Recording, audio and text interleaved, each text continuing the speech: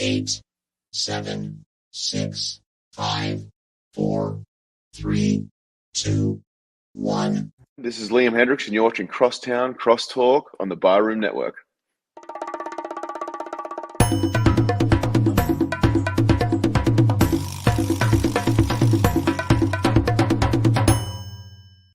Some may find the following disturbing. Discretion is advised. Every summer in Chicago, the sunshine spotlights the city's spectacular skyline, its luxurious lakeshore, marvelous monuments, and the over 200 neighborhoods in the city. And it also brings to light two of the greatest sports franchises in the world. On the north side, it's the Cubs. On the south side, it's the White Sox. This is Crosstown Crosstalk.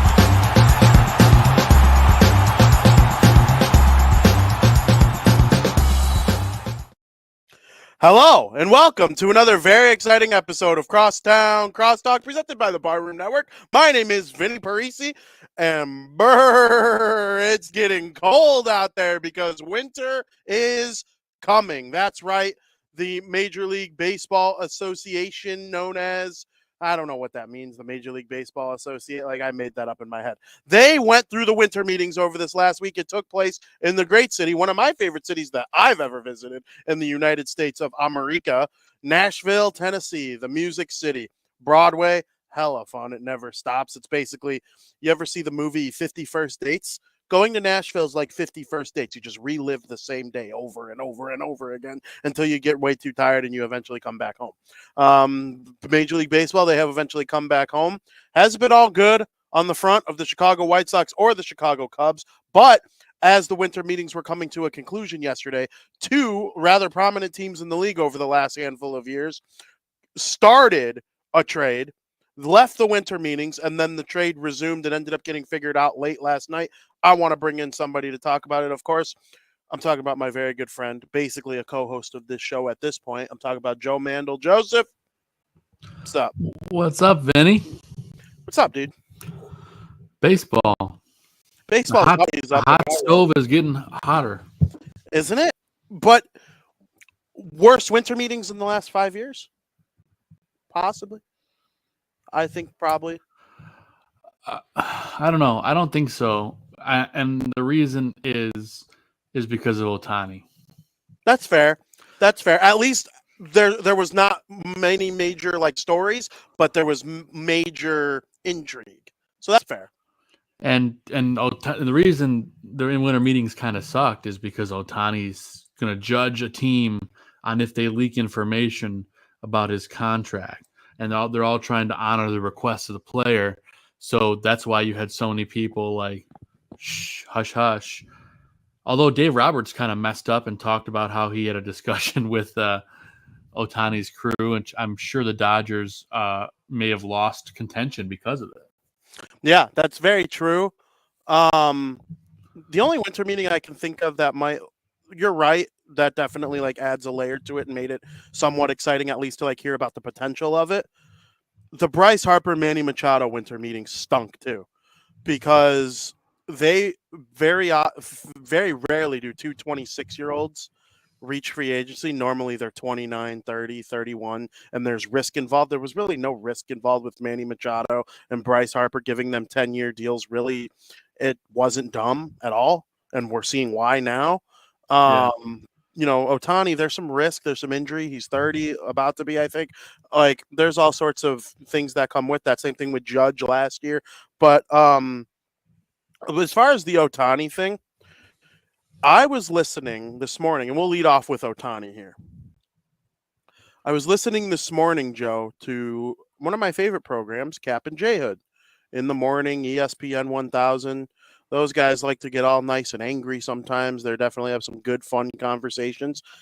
A fellow who was from Japan, and he considered himself to be Japanese American. He might have been born here, but he lived in Japan for 25 years. He went through and gave a precise history of Japanese athletes. And Cap and J Hood normally interrupt their callers and feed in tidbits and eventually cut him off and boot him off.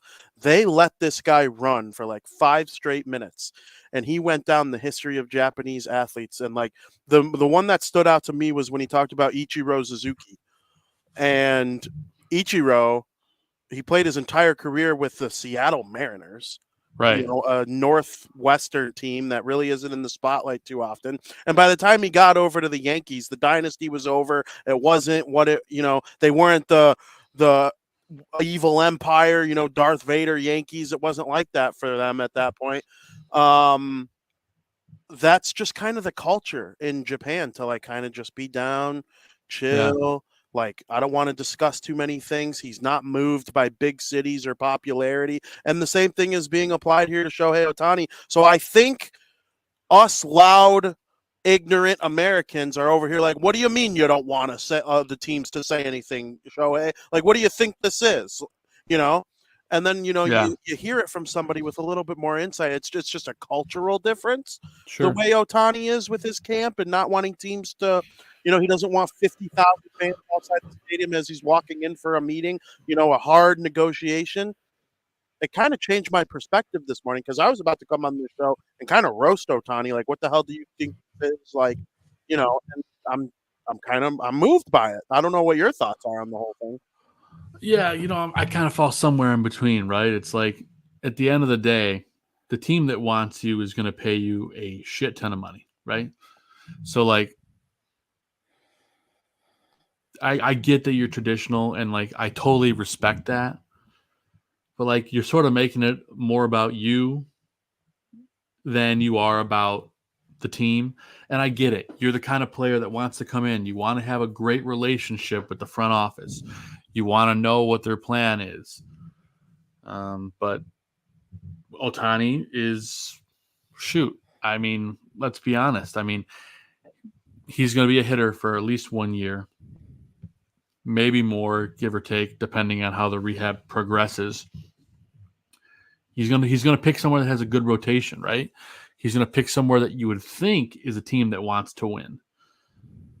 So is he really going to hold stuff against teams for talking about sources? I mean, it's been pretty quiet for the most part, outside of Dave Roberts saying that he talked with him, you know?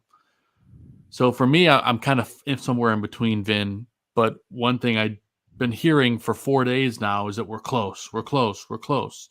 There's going to be a deal in the coming days. I sure hope we get one by this weekend, because I don't think I can take another 3 days of this. Los Angeles Dodgers, Toronto Blue Jays, Chicago Cubs, San Francisco Giants. Did I just name Shohei Ohtani's next team? Can you say it one more time? Dodgers, Giants, Cubs, Blue Jays. Yes, I think you did. Okay, I left one off specifically. Yeah, not the Yankees. No. I left off the Angels, who are in on him. I think Ohtani's done with He's New done. York. He's done with New York. He's not going to the Yankees or the Mets, in my opinion. Yeah, he's not going to New York, and I think he's done with the Angels. Okay. Personally, I think it's the fourth team on your list. I think it's the Blue Jays, Vin. Which, that would shock me. Because, like, it wouldn't shock me. That's my favorite for him, too. First, tell me why you're shocked, and then I'll tell you why you shouldn't be shocked. I'm not shocked in terms of that's what I think could happen. I do foresee that potentially happening. I'm shocked Shohei would do that, knowing everything I know about him. The Toronto Blue Jays, in the eyes of Americans, are not seen as this like prominent. They're not considered like the Yankees or the Dodgers or even the Giants. You know, the Texas Rangers even probably have more of a cult following in the U.S. The Toronto Blue Jays are everyone in Canada's favorite baseball team. It doesn't even have to be anywhere near Toronto. Quebec, British Columbia, Alberta, Nova Scotia, Manitoba, all of it, Saskatchewan, literally all of them.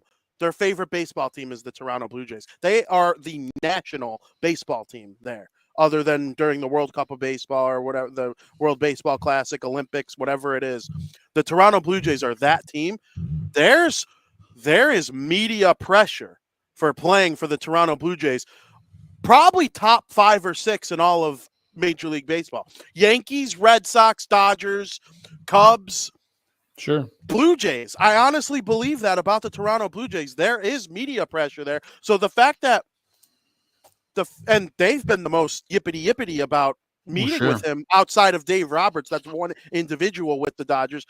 From a media standpoint, I've seen hockey reporters putting out there that Ohtani met with the Blue Jays and stuff like that. Like, if he goes to the Blue Jays, I will be surprised in that aspect. I'm not surprised that they're in the running at all. Yeah, I think you brought it up in your whole little rant there. Why he's going? Or correction, why I think he will end up there. Everyone's favorite baseball team in Canada is the Toronto Blue Jays. He's a megastar in North America. In the United States.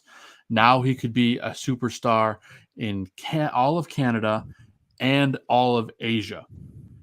The Toronto Blue Jays also, the owner of the Blue Jays also owns a communications company that's trying to branch out into Asia. So getting this guy with a $600 million deal, which is, I guarantee you, is what it's going to be, is not only going to be for all of that, it's going to help them branch out and get new customers in a new area. And I know it's not so much about that, but it is part of the equation. This is also a team in Toronto that's got a great rotation. I'd say it's probably a top 5 rotation in baseball. Would you agree with that, Vin? Yeah, I'd say they're pretty damn good.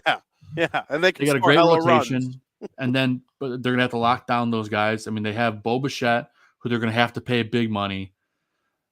They have Guerrero Jr., who's going to need big money, but it's not as big as Bichette money because he hasn't performed where he needs to be. So they're going to have to keep everything together if they want to get Ohtani. But they can certainly compete. They're in the toughest division in baseball. There's no doubt about that.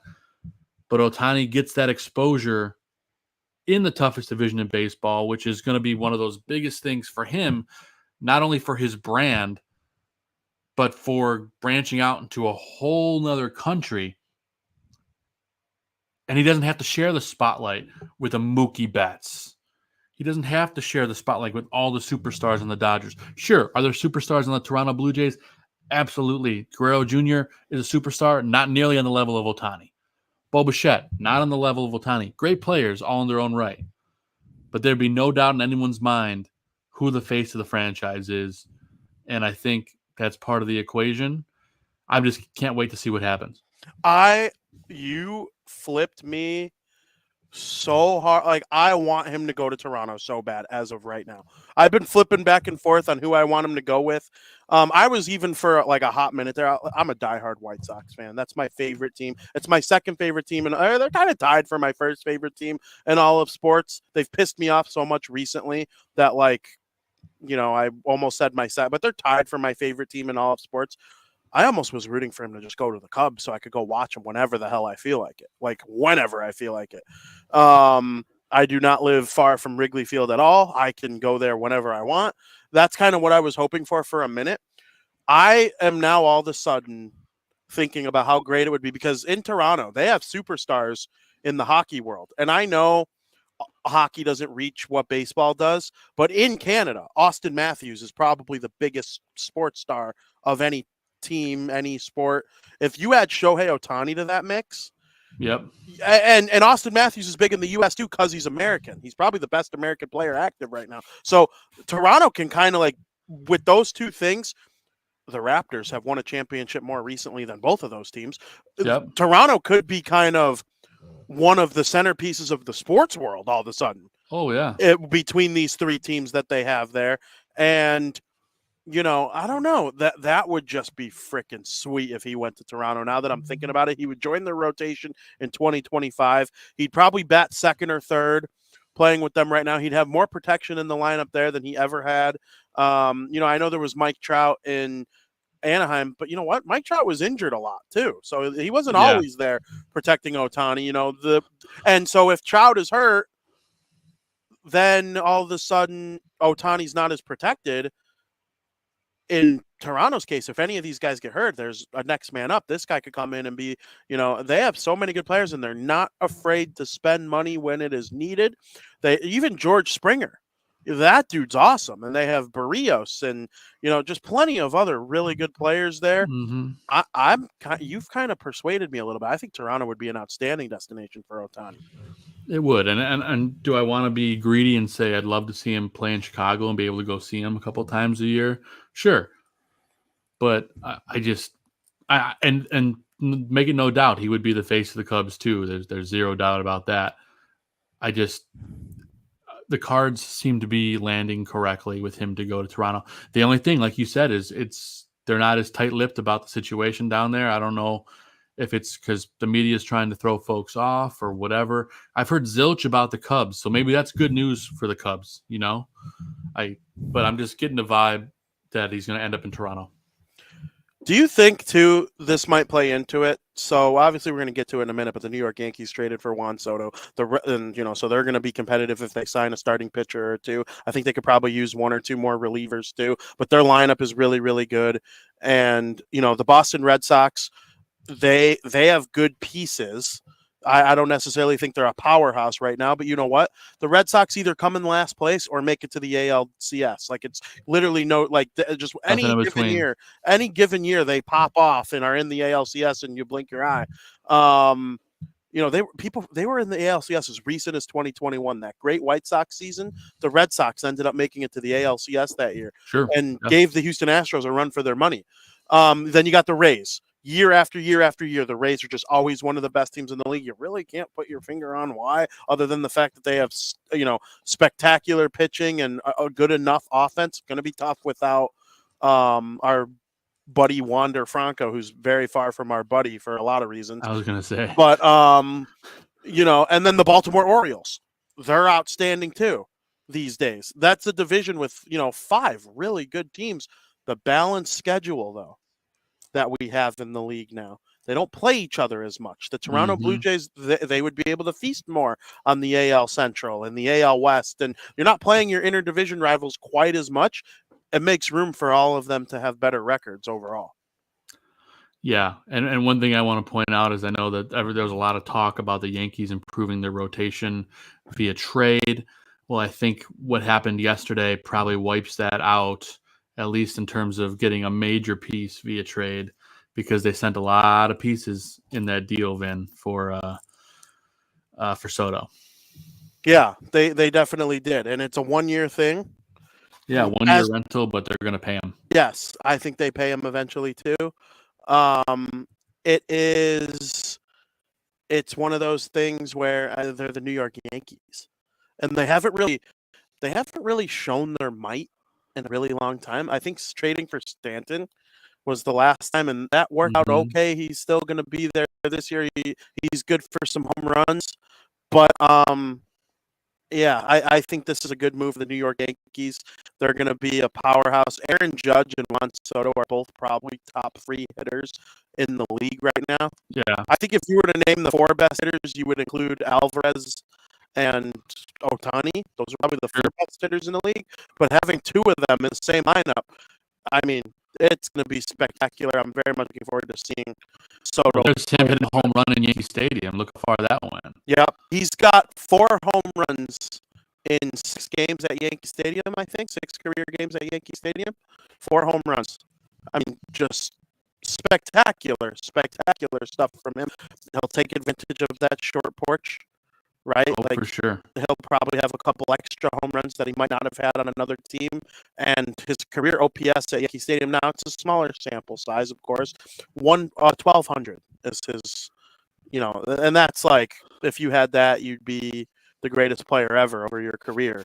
So it's going to be interesting to see. I like the move for the Yankees. It's funny. Derek Jeter predicted it before the postseason ended. He was on one of those pre-post game shows saying that the Yankees should go after Soto, and sure enough, they did. So it's a great fit. It's going to help out that team. I was telling you before the show, Vin, I think they're 1 or 2 starting pitchers away from being a real contender for a World Series title. Do you feel that they're also not annoying? Like, I don't know, they're just not like, I don't get evil empire vibes from this Yankee team anymore. No, I think it's because they kind of fell from grace, right?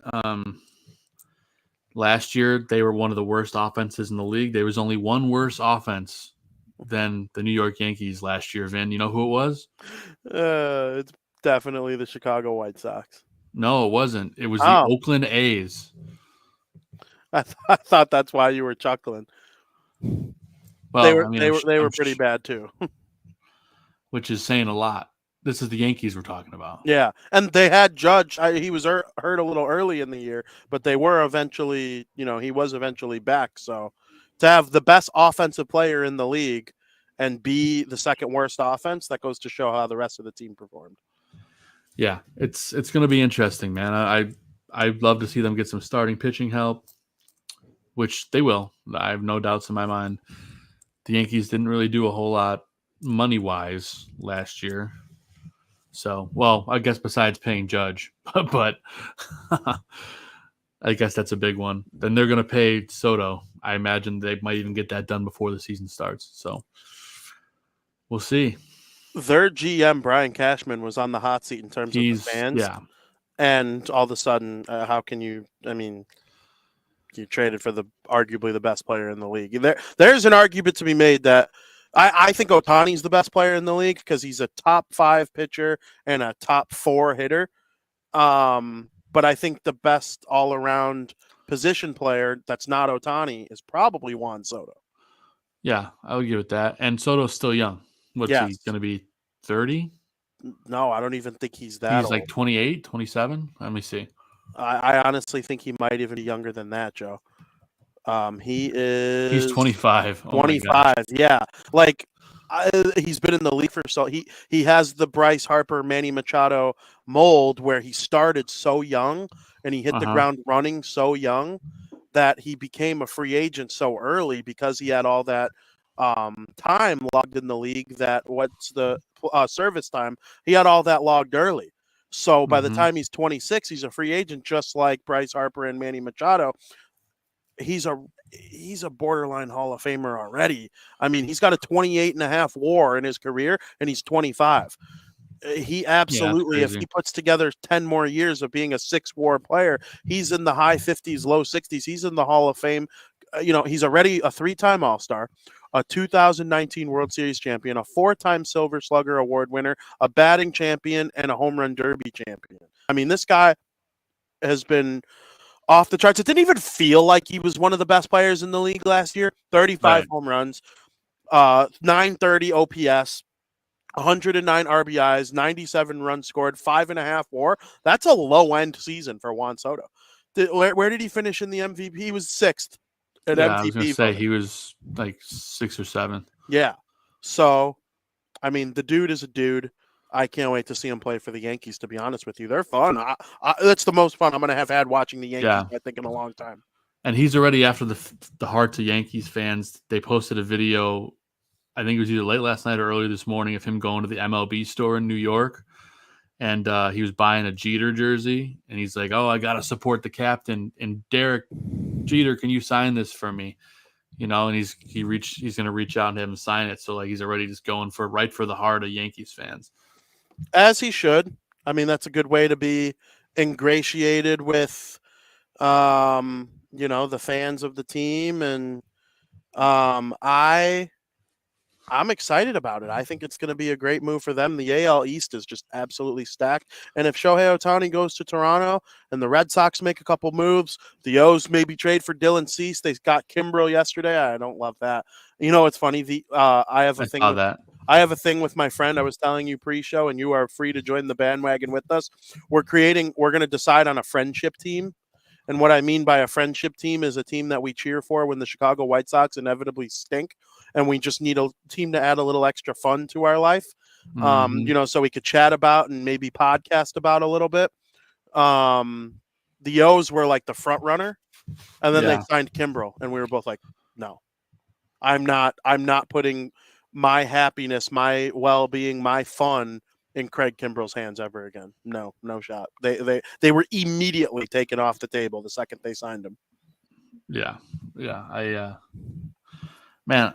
They fell so far from grace, in the postseason, and I think I said it before, they didn't trade for Cease during the season, and I think they paid for not having that big name ace. But They're certainly going to need some help. I'm surprised there's not been that much action as of yet in the meetings, but the Soto trade kind of makes up for it a little bit. There's a lot coming, Vin. A lot coming down the pipe. The Sox haven't done much, but they're going to be the Chicago Royals here soon. Yeah, they are going to be the Chicago Royals soon. Now, for a little bit here, I want to talk about the Chicago Cubs. Yeah, please. The Chicago Cubs are in on Ohtani, as we mentioned. They also, last year, they had Bellinger, and he's an unrestricted free agent now. And agent Scott Boras confirmed that he's looking for the bag, as the young kids say today.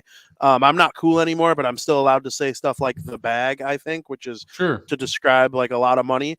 Really it does really slap. It's lit, dude.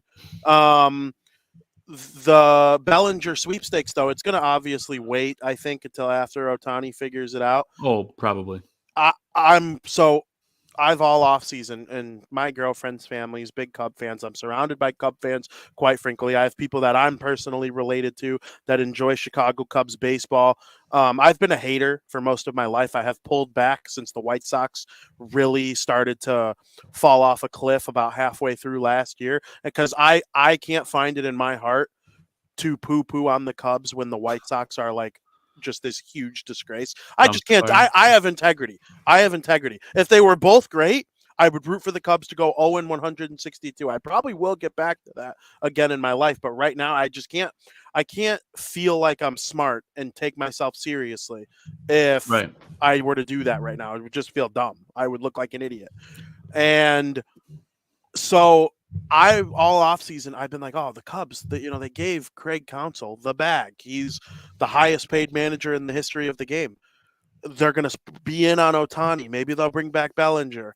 They're not going to be relying on Nick Madrigal and Peter Crow Armstrong and Matt Mervis and guys like that. Miles Mastrobuoni is probably not going to get many at bats next season.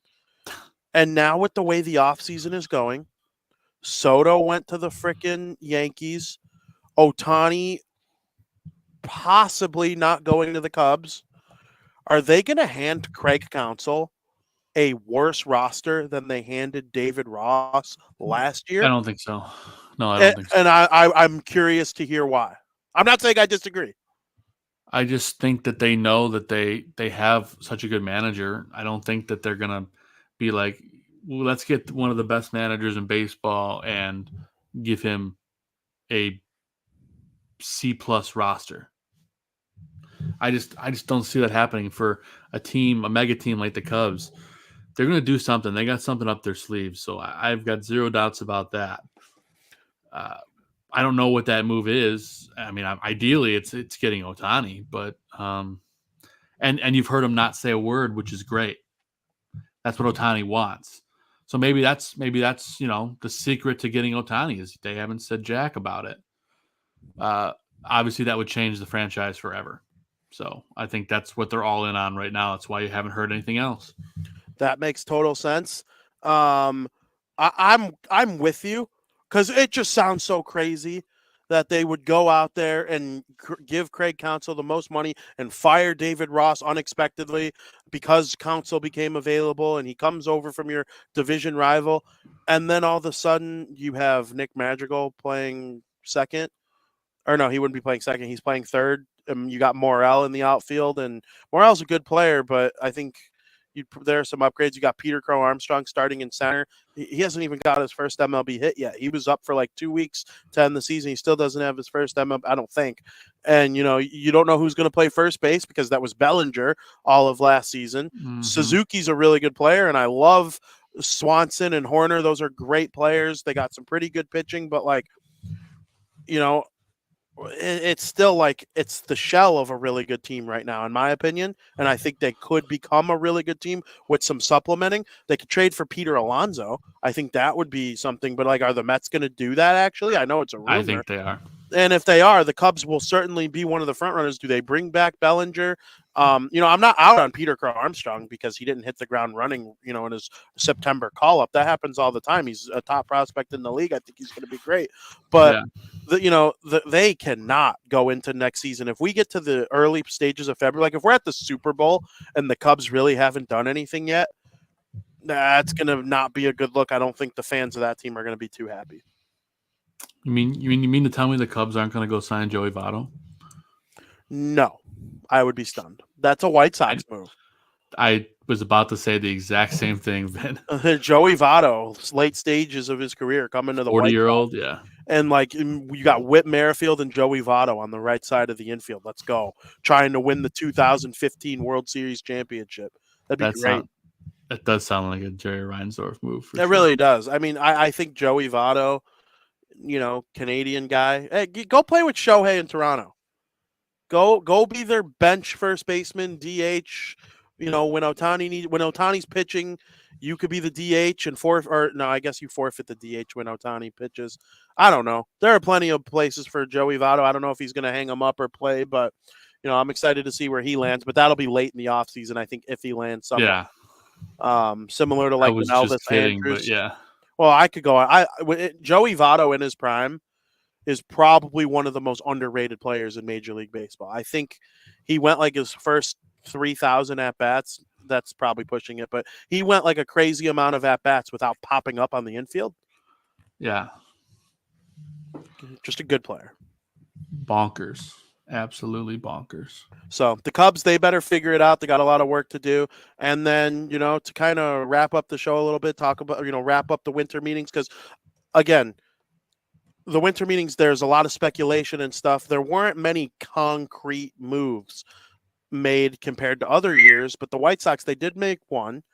Obviously, they are bringing in Eric Feedy, who was with the Washington Nationals for a long time, and he really kind of stunk. He was a first-round pick, never really reached his potential, and then he goes over to the KBO, the Korean Baseball Organization. And you might remember the KBO got real popular during COVID because their league ran.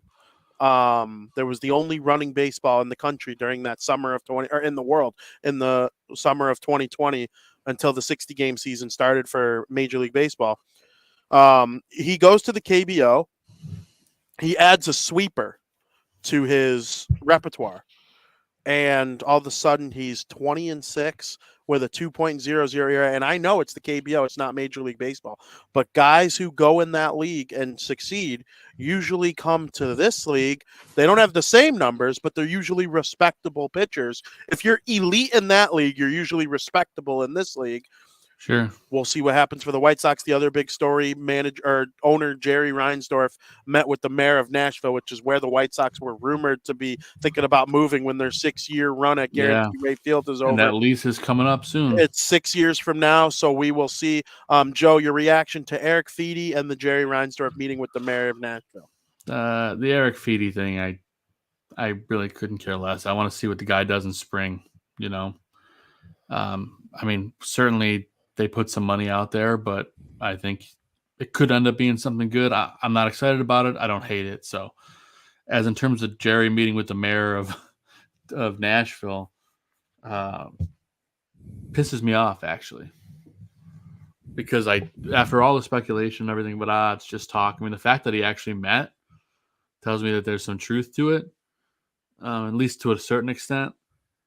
And a million people have asked me this week, if the Sox moved to Nashville, would you still be a fan? And the answer would be no. I understand. I completely understand. I would not be either. I'd be done. I don't know if I would pick a favorite team, but it wouldn't be the Nashville team if I did pick one at all. Yeah. I mean, it's annoying. I hope it's just a bunch of lip service, kind of like the Chicago Bears are doing, like with these different suburbs. I hope that's all it is. But yeah, I feel the same way.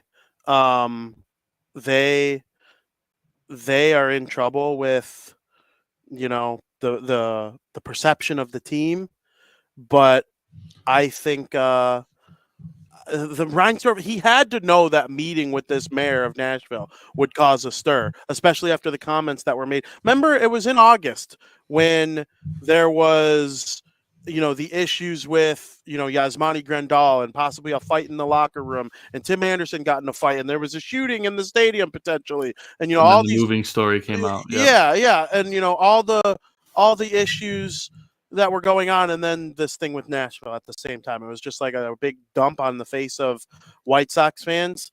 But no, it is what it is. If they move, that would just be a tragedy. I honestly think it would be a tragedy. We're talking about the Chicago White Sox, the Field of Dreams team, for love of the game, Shoeless Joe Jackson, all the stuff that is. It would be like the Bears moving.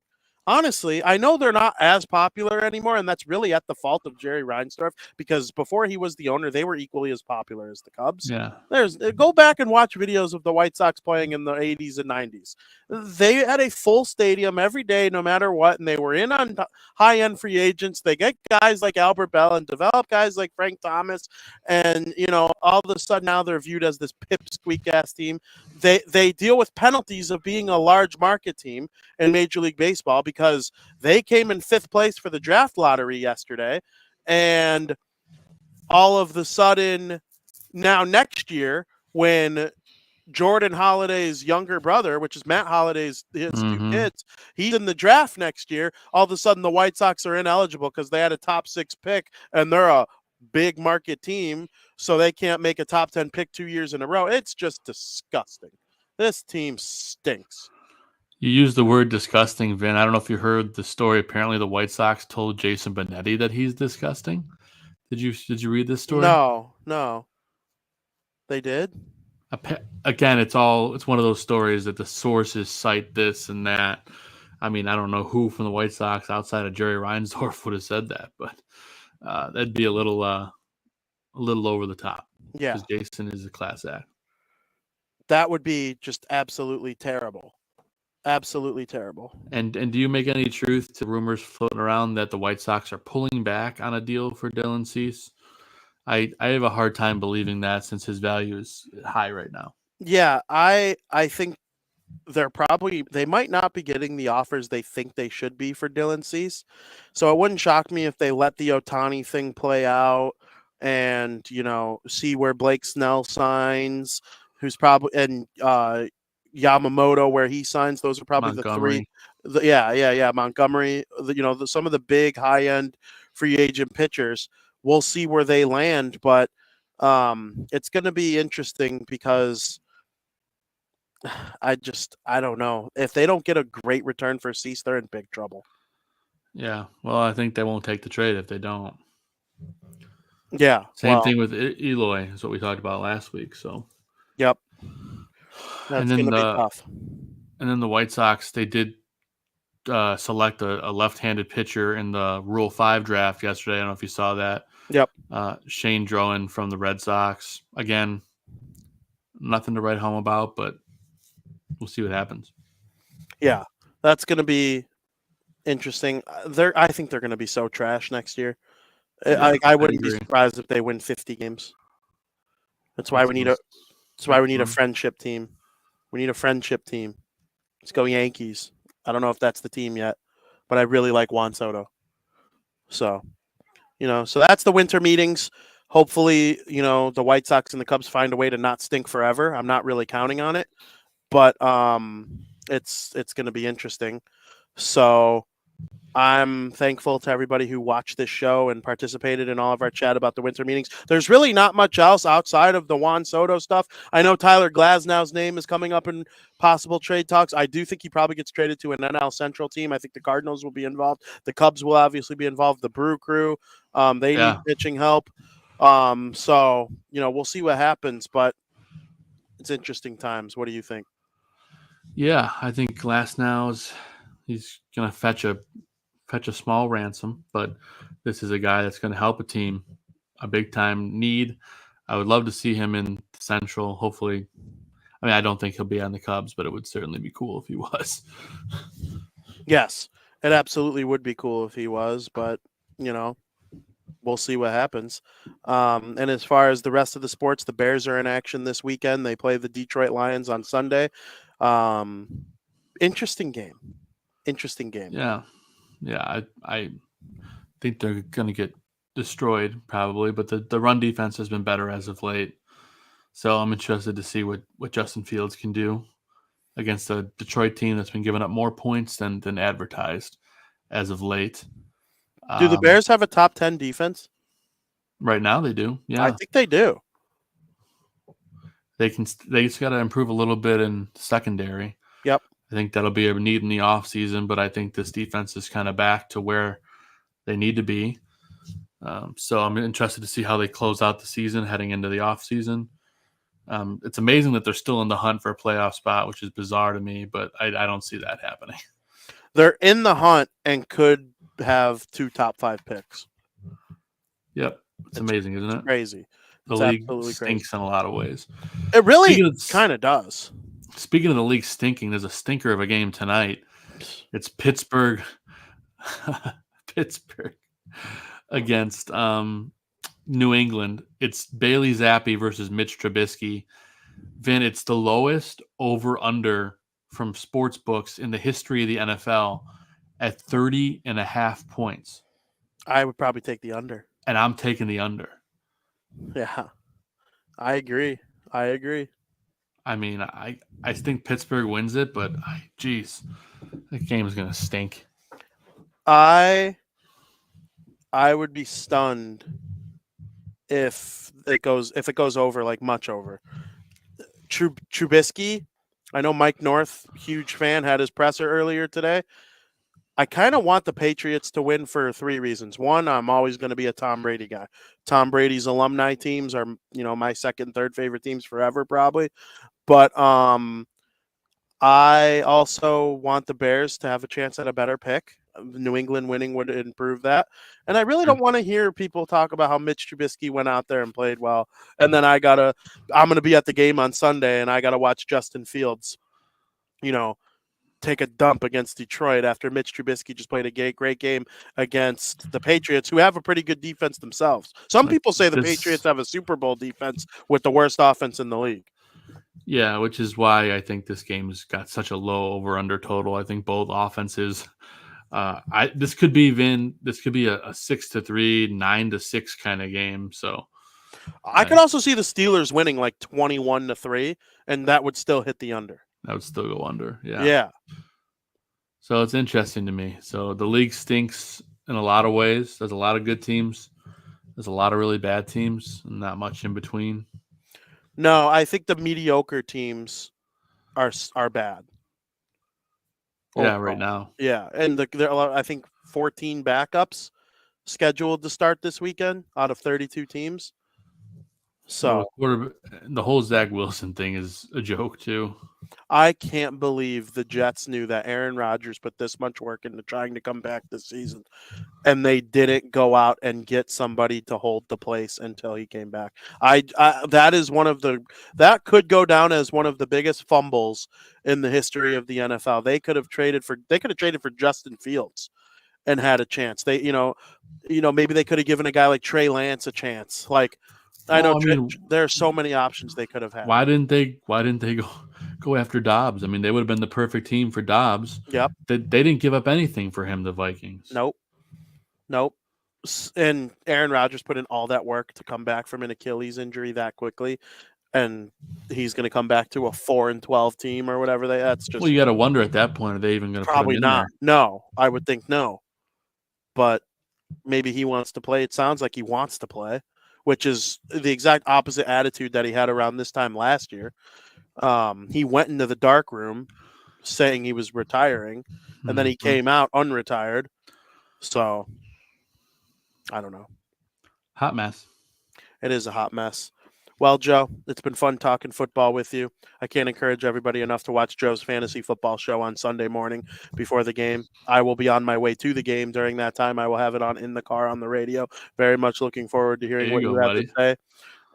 Very much looking forward to it. To the rest of the Barroom Network, make sure you're watching the shows. Click the little bell on the YouTube page and be notified when we go live. Joe, is there anything else you have to say before we head out? Yeah, I got at some point tomorrow. I think it's probably going to be early afternoon. We'll confirm, but there's going to be somebody big just died. Norman Lear, the mastermind behind All in the Family and the Jeffersons, just active writer, producer for over 55, maybe 60 years, passed away at 101 years old the other day. So we'll be doing a show about him at some point tomorrow afternoon. Stay tuned to social media for exactly what time. I believe it'll be early afternoon. So that's coming up, as well as I believe they're doing a Greg Gabriel football special tomorrow. Aldo will be doing that. I believe you got Willis Twin Towers, and then I believe you have weekend sports betting tips. So big day at the Ballroom tomorrow, and of course this weekend with all the Bears coverage. Vin, I just love talking baseball and football and all sports in general, and it's been a fun show, man. I want to see where Ohtani signs. I hope we know by the next show. Absolutely. I hope we know by the next show too. Who knows? Maybe we can greenlight a emergency Ohtani 20-minute podcast too, if it happens Certainly. at a time where everyone's available. I already know that Aldo was interested in something like that if he was traded back in August. So I know that maybe we could talk to him about something along those lines, but we'll have that figured out for everybody. Yeah. And just make sure you follow us on our socials at Barroom Network, at Joe Mandel, at Vinnie Parise on Twitter or on X to kind of keep up with that. So I can't thank everybody enough for watching. I hope you enjoyed the baseball content. Hopefully, as the next 2 weeks go on, I did hear from my source that you can expect things to heat up over the next 2 weeks if Ohtani is signed by the end of the weekend. And I trust that word with my life. So we'll see what happens. But, very much looking forward to hearing from each and every one of you. And I will be back appearing on the Barroom Network next Wednesday at 2 p.m. when Frank and I do Bar Down Talking Hockey. And Joe and I will be back next Thursday for another episode of Crosstown Crosstalk. I'm going to predict it's not our next Crosstown Crosstalk, though.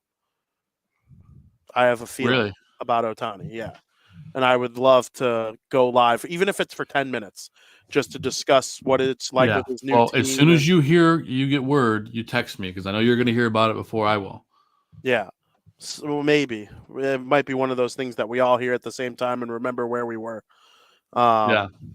So we shall see what happens. I'm looking forward to it. Joe, thank you again, as always. And to everybody listening, as always, thank you for listening.